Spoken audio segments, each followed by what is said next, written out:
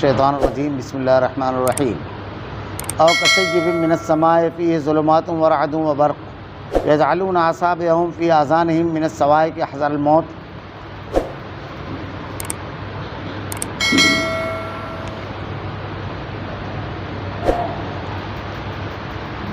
واللہ محیط بالکافرین یکاد البرق یقطف ابصارهم کلما ازالهم مشوا فیہ وَإِذَا أَظْلَمَ عَلَيْهِمْ قَامُوا وَلَوْ شَاءَ اللَّهُ لَذَهَبَ بِسَمْعِهِمْ وَأَبْصَارِهِمْ إِنَّ اللَّهَ عَلَى كُلِّ شَيْءٍ قَدِيرٌ يَا أَيُّهَا النَّاسُ اعْبُدُوا رَبَّكُمُ الَّذِي خَلَقَكُمْ وَالَّذِينَ مِن قَبْلِكُمْ لَعَلَّكُمْ تَتَّقُونَ الَّذِي جَعَلَ لَكُمُ الْأَرْضَ فِرَاشًا وَالسَّمَاءَ بِنَاءً وَأَنزَلَ مِنَ السَّمَاءِ مَاءً فَأَخْرَجَ بِهِ مِنَ الثَّمَرَاتِ رِزْقًا لَكُمْ فَلَا تَجْعَلُوا لِلَّهِ أَندَادًا وَأَنتُمْ تَعْلَمُونَ وَإِن كُنتُمْ فِي رَيْبٍ مِّمَّا نَزَّلْنَا عَلَىٰ عَبْدِنَا فَأْتُوا بِسُورَةٍ مِّن مِّثْلِهِ وَادْعُوا شُهَدَاءَكُم مِّن دُونِ اللَّهِ إِن كُنتُمْ صَادِقِينَ فَإِن لَّمْ تَفْعَلُوا وَلَن تَفْعَلُوا فَاتَّقُوا النَّارَ الَّتِي وَقُودُهَا النَّاسُ وَالْحِجَارَةُ أُعِدَّتْ لِلْكَافِرِينَ۔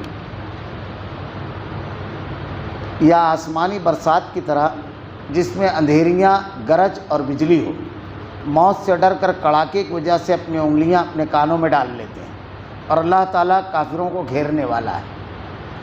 قریب ہے بجلی ان کی آنکھیں اچک لے گی، جب ان کے لیے روشنی کرتی ہے تو اس میں چلتے پھرتے ہیں، اور جب ان پر اندھیرا کرتی ہے تو کھڑے ہو جاتے ہیں، اور اگر اللہ تعالیٰ چاہے تو ان کے کانوں اور آنکھوں کو بیکار کر دے۔ یقیناً اللہ تعالیٰ ہر چیز پر قدرت رکھنے والا ہے۔ اے لوگو، اپنے اس رب کی عبادت کرو جس نے تمہیں اور تم سے پہلے کے لوگوں کو پیدا کیا، یہی تمہارا بچاؤ ہے، جس نے تمہارے لیے زمین کو فرش اور آسمان کو چھت بنایا، آسمان سے پانی اتار کر اس سے پھل پیدا کر کے تمہیں روزی دی۔ خبردار، باوجود جاننے کے اللہ کے شریک مقرر نہ کرو۔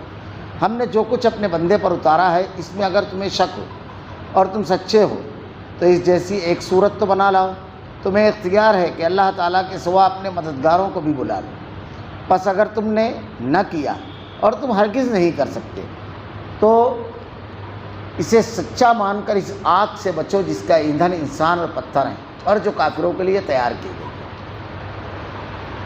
او کصیب من السماء فی ظلمات ورعد وبرق یجعلون اصابعهم فی آذانهم من الصواعق حذر الموت واللہ محیط بالکافرین۔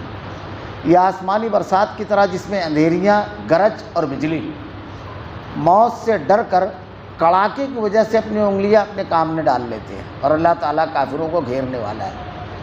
یہ منافقین کی جو صفت پیچھے سے بیان کی گئی ہے، اسی صفت میں سے ایک صفت یہاں پر یہ جو بیان کی جا رہی ہے کہ ایک تو یہ کہ جب ان کے آس پاس روشنی آتی ہے تو وہ چلنے لگتے ہیں، اور پھر جیسے ہی بجلی غائب ہوتی ہے تو وہ کھڑے ہو جاتے ہیں۔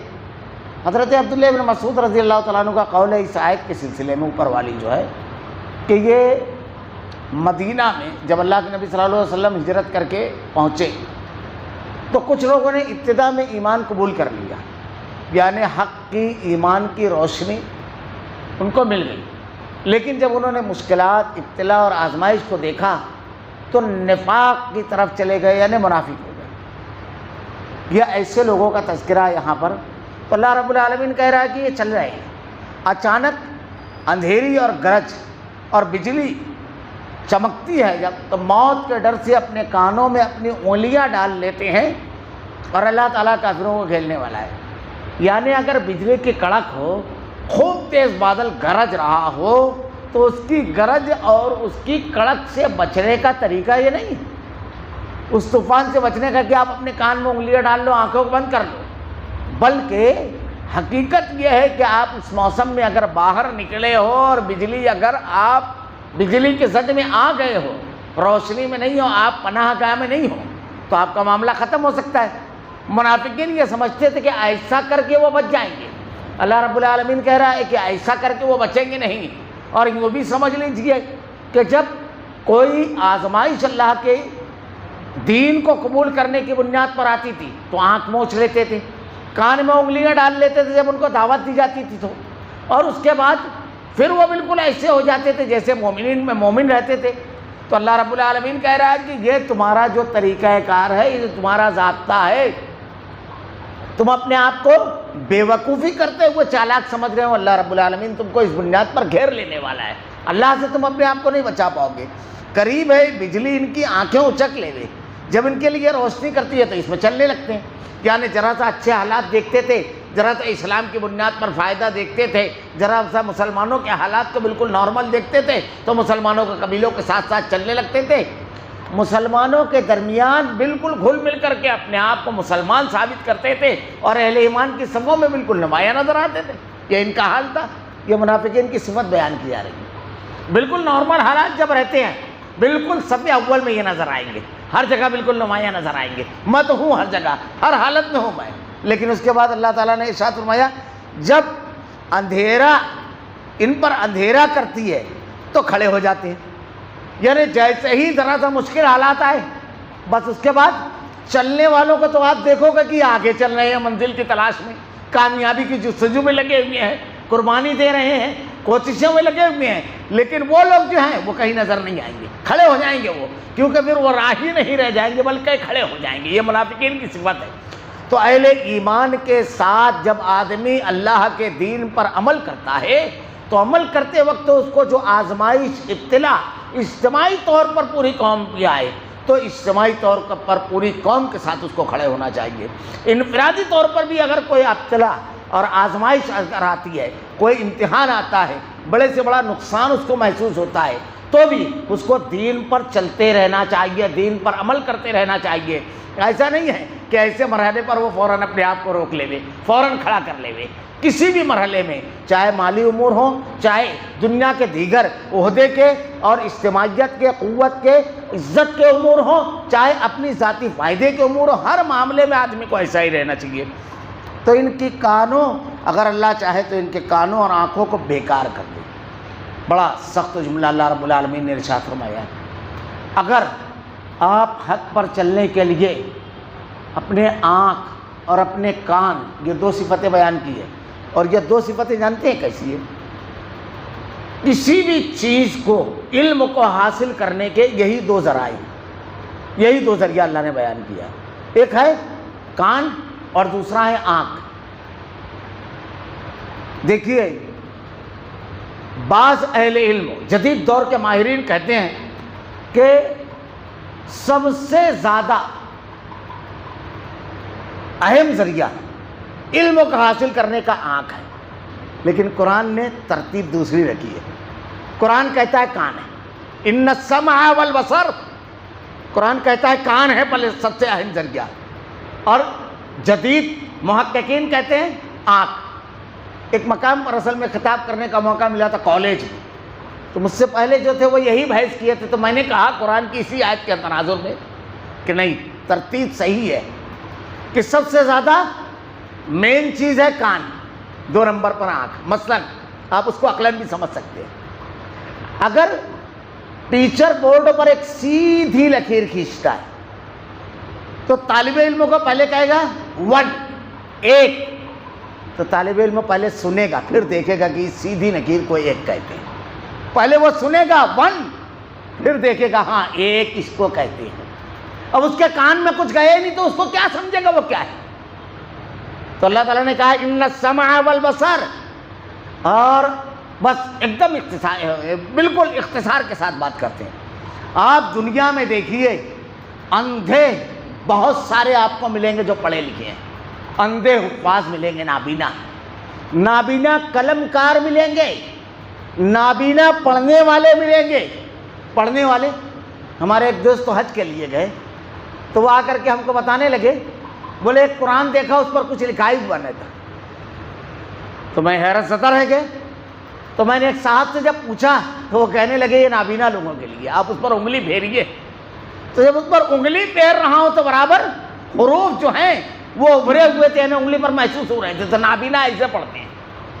ایک نابینا دنیا میں گزرا ہے، اس نے 60 کتابیں لکھی ہے.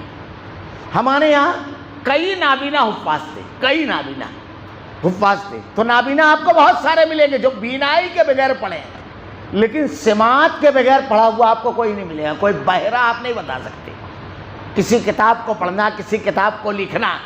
بلکہ وہ جب بولتے ہیں تو اس زبان کو صرف اسی کے ماہرین سمجھ سکتے، عام نہیں.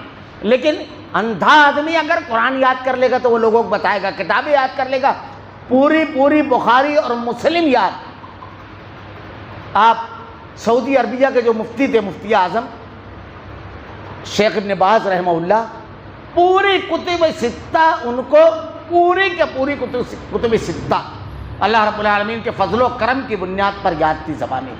ان کا ایک واقعہ ہے کہ ایک مرتبہ مسجد مدینہ منورہ میں جو جامعہ اسلامیہ ہیں اس کے وہ شیخ بھی تھے، چیف، تو گزر رہے تھے اور ایک استاذ حدیث پڑھ رہے، تو حدیث پڑھتے ہوئے انہوں نے کوئی جملہ پڑھا تو شیخ ابن باز رک گئے اور انہوں نے کہا املے میں یہ غلطی ہے، وہ ایسے نہیں ایسے ہے یہ حرف جو بھی، تو استاد نے کہا نہیں کتاب میں تو ایسے ہی ہے، تو ابن باز رحمہ اللہ نے انا للہ و انا الیہ راجعون پڑھا اور بیٹھ گئے اور کہا مجھ کو جس نسخے سے یاد کرایا گیا تھا لائبریری سے وہ نسخہ نکالا گیا، جب اس کو نکالا گیا تو شیخ ابن باز کو جو یاد تھا وہی والا نسخہ تھا، وہ نسخے میں وہی تھا، اس میں کتابت کی غلطی یعنی طباعت کی غلطی ہو گئی۔ تو ایک مرتبہ اگر یاد ہو جاتا ہے حافظ کو نابینا تو کبھی بھولتا نہیں ہے اس کو۔ ضمناً ایک بات یاد آ گئی تو کہتا چلوں، نابینا جو ہوتا ہے، جو نابینا ہوتا ہے جس کو دکھائی نہیں دیتا، تو عام حالات میں دکھائی نہیں دیتا تو تصور میں بھی نہیں دیکھ سکتا۔ اللہ رب العالمین نے گونگے اور بہروں کی بہت ساری مثالیں پیش کی، ابھی پیچھے گیا صم بکم عمی فہم لا یعقلون۔ پیدائشی نابینا ایک حافظ صاحب تھے، میں نے ان سے ایک مرتبہ دریافت تو کیا کہ حافظ صاحب آپ کو خواب دکھائی دیتا ہے؟ تو وہ کہنے لگے نہیں سنائی دیتا ہے، یعنی سویا ہوا جب انہوں نے رنگ کو دیکھا ہی نہیں ہے، کالا سفید ہرا پیلا، تو تصور میں بھی اس کو نہیں دیکھ سکتے، اور جو بہرا ہوگا وہ تصور میں سن بھی نہیں سکتا، یعنی کوئی بہرا خواب میں سنے گا نہیں، اگر جاگتے میں نہیں سنتا ہے۔ تو یہ تو موت جو ہے، موت کی چھوٹی بہن ہے نیند، اس میں جب یہ نہیں ہو سکتا تو جب سب چیزیں مر جائے گی دائمی اعتبار سے تو آدمی دنیا کی کیا چیزیں دیکھ سکے گا۔ خیر، اللہ رب العالمین نے ارشاد فرمایا ہے آنکھوں اور کانوں کو بیکار کر دے گا۔ یہ دو ذرائع ہیں علم حاصل کرنے کے، اور علم کے ذریعے تحقیق کے ذریعے آدمی ہدایت تک کے جاتا ہے۔ میں نے اس سے پہلے بیان کیا تھا کہ امام بخاری رحمۃ اللہ علیہ نے ارشاد فرمایا ہے پہلے علم پھر ایمان، پہلے آدمی یہ جانے گا کہ اللہ ایک ہے، پھر وہ یہ مانے گا کہ اللہ ایک ہے، پہلے علم پھر ایمان۔ تو یہ دو ذرائع علم حاصل کرنے کے ہیں، اور اللہ رب العالمین نے دنیا میں کسی کو علم دے کر نہیں بھیجا ہے۔ واللہ اخرجکم من بطون امہاتکم لا تعلمون شیئا ان السمع والبصر، اللہ نے تم کو تمہاری ماؤں کے پیٹ سے اس حالت سے نکالا کہ تم کچھ نہیں جانتے تھے۔ اب جو لوگ کہتے ہیں کہ فلاں آدمی جب پیدا ہوئے تو ان کی ماں والدہ روزانہ اتنا پارا پڑھتی تھی، وہ پیدا ہوئے تو اتنے پارے کے حافظ تھے، کوئی بولے 2.25 پارا پڑھ کر یعنی پیدا ہوئے تو یہ سب غلط بات ہے۔ اللہ نے کہا واللہ اخرجکم من بطون امہاتکم لا تعلمون شیئا، کچھ نہیں جانتے تھے تم جب تم کو تمہاری ماؤں کے پیٹ سے نکالا تو۔ ان السمع والبصر، علم دے کر نہیں، ذرائع علم دے کر کے بھیجا، دو ذریعے علم حاصل کرنے کے اللہ رب العالمین نے یہ دونوں دیے ہیں۔ اب جب تم شعور کو پہنچ جاؤ، عمر تھوڑی سی بڑھ جائے 5 سال 6 سال، تو اب ان ذرائع کو استعمال کرو اور اس کے ذریعے علم حاصل کرو۔ اب اللہ نے ذرائع علم تم کو دے کر بھیجا، لیکن تم نے توحید کو، دین کو، شریعت کو، اللہ کی نازل کردہ ہدایت کو سمجھنے کے لیے ان دو ذریعوں کا استعمال نہیں کیا، دنیا کمانے کے لیے ان دو ذریعوں کا استعمال کیا، اپنی عزت کے لیے، اپنے فائدے کے لیے ان دو ذریعوں کا استعمال کیا، ہر پل ان دو ذریعوں سے فائدہ اٹھاتے رہے، لیکن اللہ کی دی ہوئی ان نعمتوں کو، اللہ کی سب سے بڑی نعمت ہدایت، اللہ کا دین، اللہ تعالیٰ نے ارشاد فرمایا الیوم اکملت لکم دینکم واتممت علیکم نعمتی، سب سے بڑی نعمت ہدایت کو حاصل کرنے کے لیے تم نے اس کا استعمال نہیں کیا۔ اللہ رب العالمین ارشاد فرماتا ہے اگر اللہ چاہے تو آنکھوں اور کانوں دونوں کو بیکار کر دے ہوئے، یقیناً اللہ تعالیٰ ہر چیز پر قدرت رکھتا ہے، وہ قادر ہے اس بات پر، اور روز محشر تو ایسا معاملہ ہوگا۔ اللہ نے وضاحت کے ساتھ بیان فرما دیا کہ قیامت کے روز وہ لوگ اٹھیں گے جو اللہ کی نازل کردہ ہدایت سے منہ موڑتے ہیں، تو جب وہ اٹھیں گے تو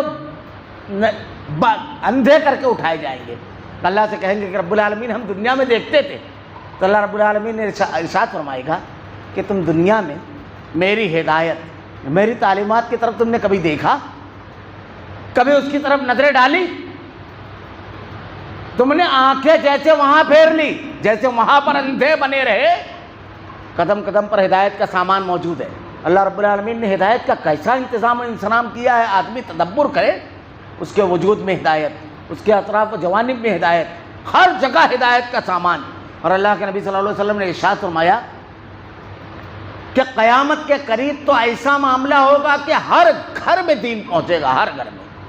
آج کے دور میں ٹیکنالوجی ایسے مرحلے پہ ہے کہ ٹیکنالوجیوں کے ذریعے ہر آدمی تک کے آدمی اپنی بات پہنچا سکتا ہے۔ یہ ٹیکنالوجی کتنی کیسی قوت والی چیز ہے، خصوصاً الیکٹرانک ٹیکنالوجی جو ہے۔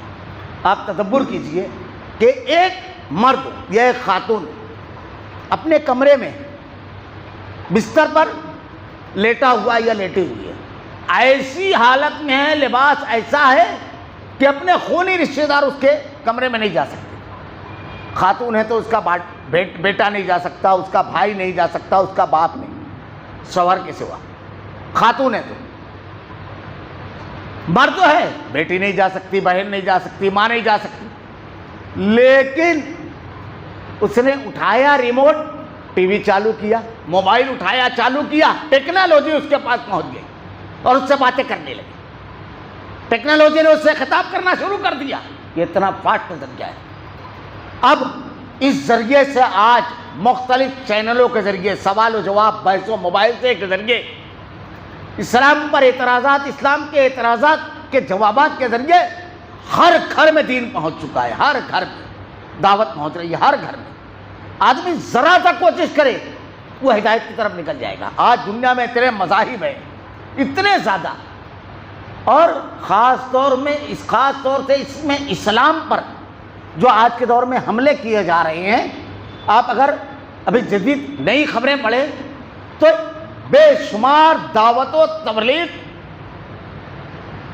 اور لوگوں تک کے کوشش کرنے والوں کے ذریعے، اور بے شمار ایسے ہیں جنہوں نے اسلام پر تنقید، یعنی اسلام کو دہشت گردوں کا مذہب، ایسا مذہب جو لڑاکو جنگجو لوگوں کا مذہب ہے۔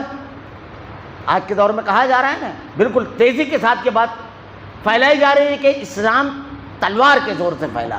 حالانکہ میں اکثر ایک جملہ کہتا ہوں کہ اسلام تلوار سے بھی نہیں رکا، صحیح جملہ یہ ہے۔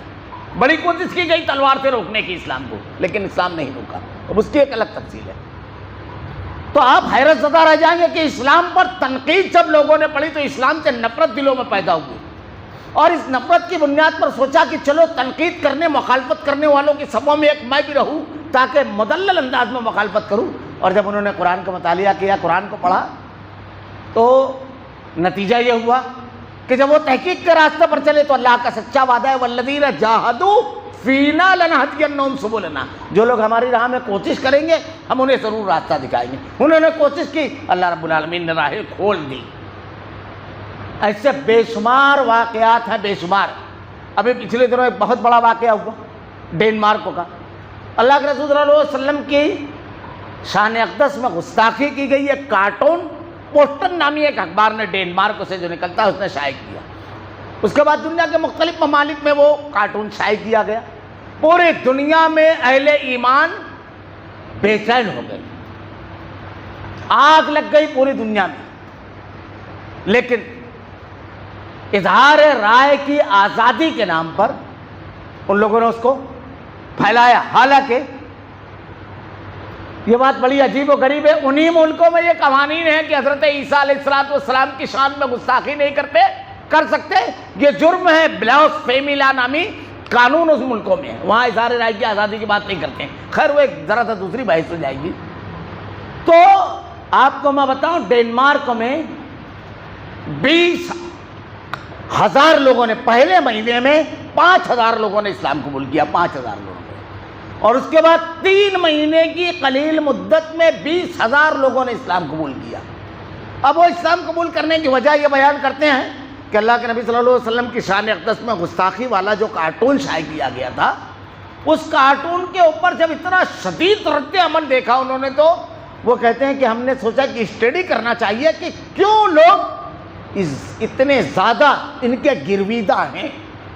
جب سیرت پڑھی، دین پڑھا، اسلام قبول کر لیے۔ ایسے بے شمار واقعات ہیں۔ ابھی پچھلے دنوں جو ایک واقعہ بہت مشہور ہوا مسجد میں فائرنگ کا، نیوزی لینڈ کا غالباً، وہاں کا جو واقعہ ہوا آپ کو اس کے بعد معلوم ہے کہ اس کے بعد بہت زبردست کام عربوں نے کیا۔ عربوں نے یہ کیا فوراً کہ ماہرین کو بلایا، ایک پوری ٹیم کو، لجنہ کو، اور ان لوگوں کو وہاں کے ماہرین کے سامنے بٹھایا، ان کے مزاج اور ان کی تعلیمی اسٹیٹس، ان کے ذوق، یہ تمام چیزوں کا کہ اسٹڈی کر کے ان کے حساب سے لٹریچر تیار کروایا، اور بہت بڑی تعداد میں لٹریچر پورے ملک میں پھیلایا۔ آپ کو حیرت ہوگی 7,000 لوگوں نے پہلے ہی مہینے میں اسلام قبول کیا، 7,000 لوگوں نے۔ اور اس کے بعد وہاں پر اسلام کا ریشو کیا ہے؟ جن لوگوں نے نہیں قبول کیا تو ایک بہت بڑی تعداد ہے۔ اسلام کے سلسلے میں جو ان کو غلط فہمیاں تھی، جو پروپیگنڈے کی بنیاد پر کا وہ شکار تھے، پروپیگنڈے کا، اس کی بنیاد پر وہ اسلام کے سلسلے میں اب اپنی رائے کو بدل دیا انہوں نے۔ تو انہوں نے اپنی آنکھ اور اپنے کان کو استعمال کیا، ذرائع علم کو استعمال کیا، منظرنامہ بدل گیا۔ اگر کوئی شخص ان ذرائع کو نہیں استعمال کرتا ہے جو اللہ رب العالمین نے اس کو دیا ہے، یعنی جسموں کے لیے تو ان ذرائع کو استعمال کرتا ہے، روح کے لیے ان ذرائع کو استعمال نہیں کرتا ہے۔ دیکھیے علامہ ابن تیمیہ رحمۃ اللہ علیہ ایک بہت پیاری بات کہتے ہیں دنیا کی آبادی کا ایک حصہ اگر بھوک سے مر جائے یہ بہت بڑا حادثہ نہیں ہے، حادثہ ہے، لیکن اگر ایک حصہ ہدایت سے محروم ہو جائے اور ایسے ہی مر جائے یہ بہت بڑا حادثہ ہے۔ اسی لیے اللہ نے ہدایت کا سامان ہر آدمی کو دیا ہے، اس کو حاصل کرنے کا ہر آدمی کے پاس۔ اب اگر آپ کے پاس سرمایہ ہے، اس کے باوجود آپ بازار میں کھڑے ہو کر کے تجارت نہیں کرتے ہو، مواقع کا فائدہ نہیں اٹھاتے ہو، تو مجرم آپ ٹھہرے، خود آپ مجرم ہو۔ اللہ نے ذرائع دے کر بھیجے، اور پھر اللہ نے کہا وَإِن مِّن قَرْيَةٍ إِلَّا خَلَا فِيهَا نَذِيرٌ، ہم نے ہر قریے میں ڈرانے والا بھیجا، ہر قریے میں اللہ رب العالمین کے دین کو لے کر کے لوگ پہنچتے ہیں۔ ایک واقعہ یاد آ رہا ہے، افریقی ممالک میں ایک سفر کے دوران ایک ڈاکٹر نے یہ واقعہ لکھا ہے کہ یہ لوگ ایک ایسے قبیلے میں گئے جہاں تک پہنچنے کے لیے کسی بھی سواری کا استعمال نہیں کیا جا سکتا تھا، جنگلوں میں۔ جب جنگل میں وہ قبیلے میں گئے تو قبیلے کے لوگوں کو کچھ علاج وغیرہ کرنا تھا، علاج وغیرہ کیا۔ ان لوگوں کا ایک مترجم بھی تھا جو اس قبیلے کی زبان کو جانتا تھا، ورنہ یہ لوگ جانتے نہیں تھے۔ اس دوران ایک عجیب و غریب واقعہ ہوا۔ اس قبیلے کے لوگوں نے بتایا کہ آج ہمارا ایک خاص موقع ہے، یعنی ہم ایک خاص چیز کرنے والے ہیں، کیونکہ بارش کافی دنوں سے رکی ہوئی ہے، تو بارش کا ہمارا معاملہ ہے، تقریب ہے۔ انہوں نے کہا دیکھنا چاہیے کیا کرتے ہیں۔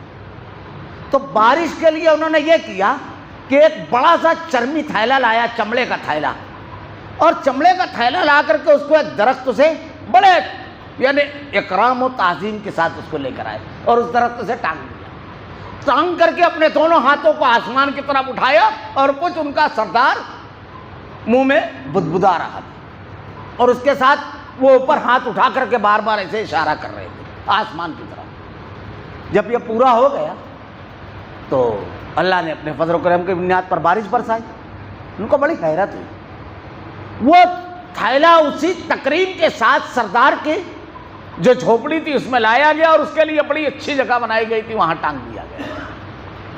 تو ان کو بڑی وہ ہوئی، تجسس ہوا کہ جاننا چاہیے کیا ہے۔ تو انہوں نے سردار سے کہہ کر کے اجازت طلب کی کہ اس میں ہے کیا چیز۔ تو کہا بولے اس میں کچھ چیزیں ہیں جو ہمارے اجداد سے چلی آ رہی ہیں، ہمارے پاس ہے۔ تو کہا ہم دیکھ سکتے ہیں۔ تو انہوں نے اس شرط پر کہ آپ اس کو کوئی نقصان نہ پہنچائیں گے، ورنہ ہم لوگ پھر آپ سے کوئی رواداری نہیں برتیں گے۔ انہوں نے کہا آپ مطمئن رہیے، آپ کے سامنے ہم لوگ صرف دیکھیں گے۔ وہ رونے لگے دیکھ کر کے۔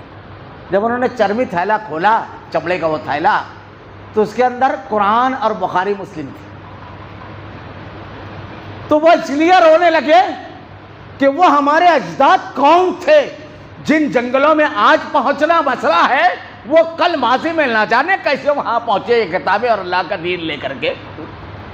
اللہ نے اپنی ہدایت کو بندوں تک پہنچانے کے لیے ایسا انتظام و انصرام کیا ہے۔ ایسے بھی بندے ہیں اللہ رب العالمین کے جو اللہ کا دین اس طرح پہنچاتے ہیں لوگوں کے درمیان۔ اب اگر آدمی اس کو نہ استعمال کرے تو اللہ تعالیٰ کہتا ہے میں چھین لوں گا۔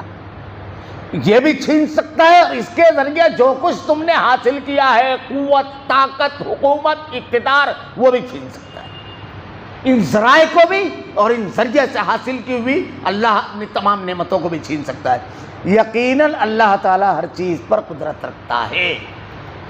جب آدمی کے دل میں یہ اتر جائے گا تو پھر کبھی ایسا نہیں ہوگا کہ اللہ کی قدرت کاملہ کا اعتراف کرنے کے باوجود ان ذرائع کو اپنی ذات کے لیے تو استعمال کرے، اپنے فائدے کے لیے استعمال کرے، لیکن اللہ کا اس میں کوئی حق نہ رکھے۔ یہ منافقین کی صفت ہے۔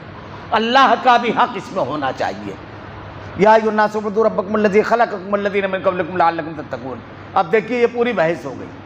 پہلے اللہ نے اہل ایمان کا تذکرہ کیا، پھر اس کے بعد کافروں کا تذکرہ ہوا، پھر اس کے بعد منافقین کی صفت بیان کی گئی۔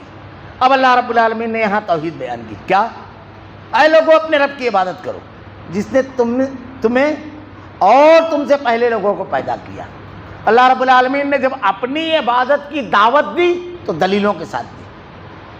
کیوں اللہ کی عبادت کی جائے؟ اس لیے کہ وہ تمہارا خالق ہے، تم کو اس نے پیدا کیا، اور صرف تم کو نہیں، تمہارے باپ دادا کو، یعنی آدم علیہ السلام سے لے کر تمہاری جتنی بھی نسل ہے سب کو اسی نے پیدا کیا، اسی لیے اسی کی عبادت اس کا ہی ہے۔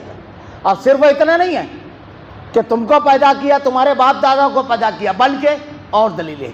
الذی جعل لکم الارض فراشا، اس نے زمین کو فرش بنایا۔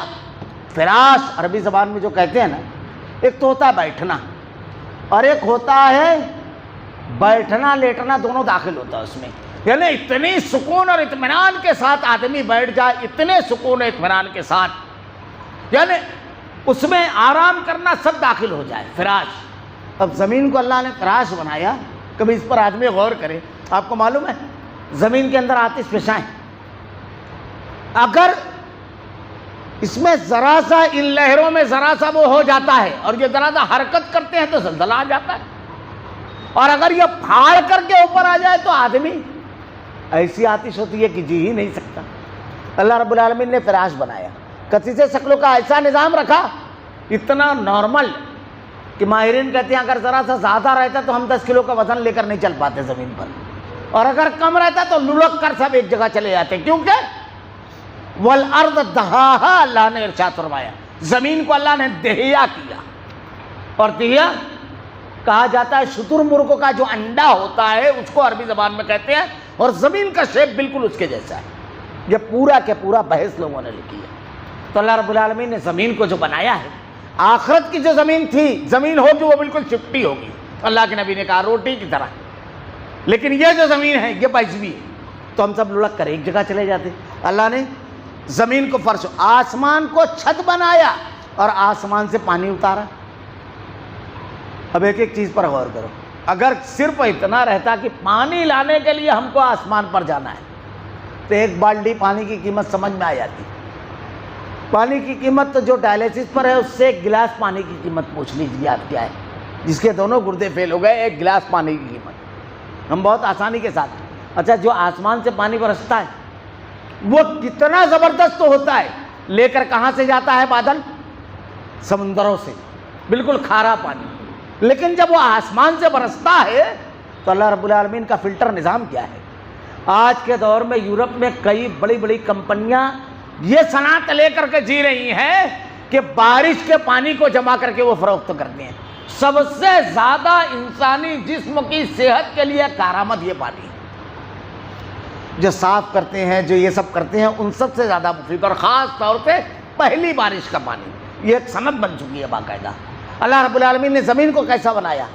اب زمین میں 20 فٹ کی دوری پر اگر کوئی نالا ہے جس میں خراب پانی بہ رہا ہے، لیکن 20 فٹ دوری پر اگر آپ کنواں کھود لیں اس سے، تو اس کی ساری کثافت و غلاظت سب وہیں راستے میں ختم ہو جائے گی، اور بالکل شفاف پانی ایسا فلٹر ہو کر آئے گا جو آپ کے لیے ذرا بھی نقصان دہ نہیں، لیکن زمین کے معدنیات کے فوائد لے کر کے آئے گا۔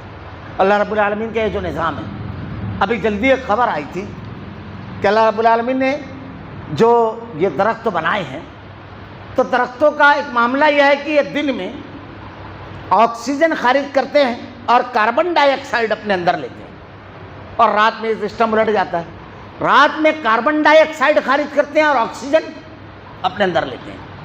تو یہ جو کاربن ڈائی آکسائڈ جو دن میں بہت زیادہ ہمارے یہاں یہ جو کاربن خارج ہوتا ہے، فضائی آلودگی ہے، اس کو صاف کرنے اور فضا کو آلودگی سے بچانے کا اہم ترین بڑا سب سے بڑا ذریعہ آج بھی دنیا میں درخت ہے۔ یہ درختوں کی موسم کو معتدل رکھنا، اس کے لیے درخت ہے۔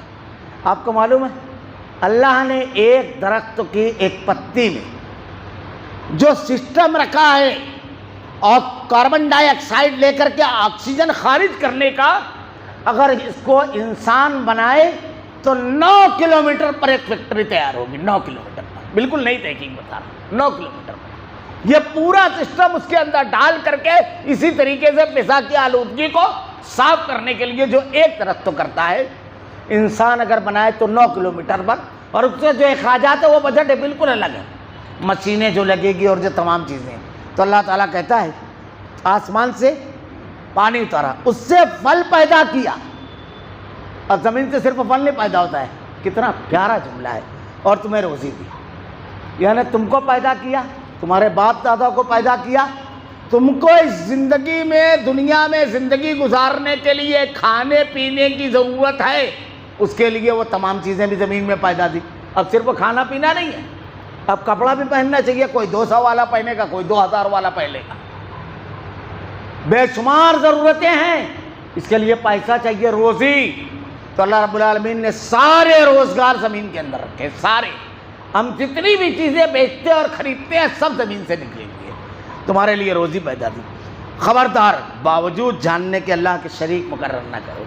اب اللہ نے جب ہم کو پیدا کیا، ہماری ضرورت کی تمام چیزوں کو پیدا کیا، قُلْ أَرَأَيْتُم مَّا تَدْعُونَ مِن دُونِ اللَّهِ، جیسے تم اللہ کو چھوڑ کر دوسروں کو پکارتے ہو، أَرُونِي مَاذَا خَلَقُوا مِنَ الْأَرْضِ أَمْ لَهُمْ شِرْكٌ فِي السَّمَاوَاتِ، زمین اور آسمان کو بنانے میں یہ اللہ کے ساتھی اور شریک تھے۔ ایتونی بکتاب من قبل ھذا، لاؤ اگر تمہارے پاس کوئی کتاب ہے، او آثارۃ من علم، یا اگلوں سے کوئی علم چلا آ رہا ہے، ان کنتم صادقین۔ اس ایک آیت میں کتنی چیزیں ہیں۔ پہلی چیز تو اللہ تعالیٰ نے جن کو پکارتے ہو زمین اور آسمان کے بنانے میں کوئی شریک نہیں ہے، اور ساری نعمتیں اس دنیا میں زندگی گزارنے کی زمین اور آسمان سے تم حاصل کرتے ہو، سورج، پانی، آسمان، اور پھر اس کے بعد سرزمین، اس میں کوئی شریک نہیں ہے۔ اب اگر کوئی دعویٰ کرتا ہے تو اس سے بات ایسے ہی چھوڑی نہیں جائے گی۔ ایتونی بکتاب من قبل ھذا لا دلیل، دلیل کا مطالبہ کون کرے گا؟ آج کے دور میں اگر کرو تو کہتے ہیں بہت بحث کر رہا ہے، دلیل مانگتا ہے عالم سے۔ اللہ نے کہا ایتونی بکتاب من قبل، لا کتاب، کہاں لکھا ہے؟ آج پوچھو تو لوگوں کو چہرے ہی بگڑ جائیں گے۔ یہ قرآن ہے، ان کنتم صادقین، اور اگلوں سے کوئی علم ہو۔ اب کہو کہ بھائی آج تم اذان سے پہلے درود پڑھ رہے ہو، تمہارے دادا نہیں پڑھتے تھے، تمہارے پر دادا نہیں پڑھتے تھے، آگے سے کہیں چلا آ رہا ہے کوئی کتاب میں؟ یا ان کی اذان غلط تھی یا آپ کی غلط تھی؟ تو بفر جاتے ہیں۔ میں ایک مثال دے رہا ہوں، ایسی سینکڑوں مثالیں ہیں۔ اللہ کے نبی کے بچوں کو وفات ہوئی، آپ نے نہیں کہا تھوڑا تھوڑا پڑھ لینا بھائیوں قبرستان میں۔ امام ابو حنیفہ رحمۃ اللہ علیہ کے دور میں نہیں کہا رہا لاؤ کوئی کتاب، او آثارۃ من علم، لاؤ۔ شرک کی کوئی دلیل مشرک اللہ کی کتاب سے نہیں دے سکتا، اور بدعت کی کوئی دلیل بدعتی رسول اللہ کی تعلیمات سے نہیں دے سکتا، حدیث سے۔ اسی لیے دلیل کا مطالبہ کیا جاتا ہے کہ مانگو دلیل۔ یہاں اللہ تعالیٰ نے مشرکین سے دلیل مانگی ہے، تو اللہ رب العالمین کہہ رہے ہیں کہاں چلے جا رہے ہو؟ اس کے باوجود تم اللہ کا شریک مقرر کیوں۔ اب اس کے بعد صرف ترجمہ پڑھ دیتا ہوں، دیکھیے توحید کی اس پوری دلیل کے بعد اب رسالت کی دلیل ہے۔ میں صرف ترجمہ پڑھوں گا انشاءاللہ آئندہ ہفتہ۔ ہم نے جو کچھ اپنے بندے پر اتارا، وَإِن كُنتُمْ فِي رَيْبٍ مِّمَّا نَزَّلْنَا عَلَىٰ عَبْدِنَا فَأْتُوا بِسُورَةٍ مِّن مِّثْلِهِ وَادْعُوا شُهَدَاءَكُم مِّن دُونِ اللَّهِ إِن كُنتُمْ صَادِقِينَ۔ اس میں اگر کچھ شک ہے، تم سچے ہو، تو جیسی ایک صورت بنا لے آؤ۔ یہ چیلنج جو قرآن کر رہا ہے 1400 سال پہلے کیا تھا، آج تک یہ چیلنج باقی ہے۔ تمہیں اختیار ہے، اللہ کے سوا سب مددگاروں کو بلا لو، یعنی صرف تم سے نہیں کہا جا رہا ہے، جتنے تمہاری مدد بھی آ سکتے ہیں اللہ کو چھوڑ کر سب کو بلا لو۔ اب دیکھیے اللہ رب العالمین اس سے آگے جو جملہ کہہ رہا ہے اس پر غور کیجیے. یہ ایک چیلنج جو کرنے کے بعد اللہ تعالیٰ کیا کہہ رہا ہے؟ فَإِن لَمْ تَفْعَلُوا وَلَن تَفْعَلُوا، نہیں لا سکتے، ہرگز نہیں لا سکتے. یہ بندہ نہیں بول سکتا، اللہ ہی بول سکتا ہے، کیونکہ اللہ نے انسان کو پیدا کیا اور اللہ تعالیٰ جانتا ہے میں نے اس کو کتنی ذہنی صلاحیت دی ہے. اللہ نے اتنی صلاحیت ہی نہیں رکھی ہے، تو فیصلہ بھی سنا رہا ہے اللہ، نہیں لا سکتے، ہرگز نہیں لا سکتے. فَاتَّقُوا النَّارَ الَّتِي وَقُودُهَا النَّاسُ وَالْحِجَارَةُ، اور اس کے بعد کیا ارشاد فرمایا؟ تب انتظار کرو اس آگ کا جس کا ایندھن انسان اور پتھر ہے. اس کے تفصیلات انشاءاللہ العزیز آئندہ ہفتہ بیان کروں گا. اللہ رب العالمین سے دعا ہے کہ رب العالمین ہدایت کے حاصل کرنے کے جو ذرائع تو نے ہمیں عطا کیا ہے رب العالمین، ان ذرائع کو استعمال کرنے کی توفیق دے رب العالمین. زندگی کے تمام امور اور تمام معاملات کو تیری نازل کردہ کتاب اور تیرے نبی کی سنت کے مطابق کر دے رب العالمین. شرک سے ہماری حفاظت فرما، بدعات سے ہماری حفاظت فرما، گناہوں سے ہماری حفاظت فرما، عبادت میں تساہلی سے ہماری حفاظت فرما رب العالمین. الہ العالمین اس کام کو کرنے کی توفیق دے جو تجھ کو راضی کرتے ہوئے رب العالمین تیری ناراضگی والے امور سے بچنے کی توفیق دے. اللہ تیرے کلام کی آیتیں اور تیرے نبی کی احادیث کو ہمارا کردار و عمل بنا دے. ہمارا خاتمہ ایمان پر فرما. ربنا لا تزغ قلوبنا بعد إذ هديتنا وهب لنا من لدنك رحمة إنك أنت الوهاب. سبحانك اللهم وبحمدك.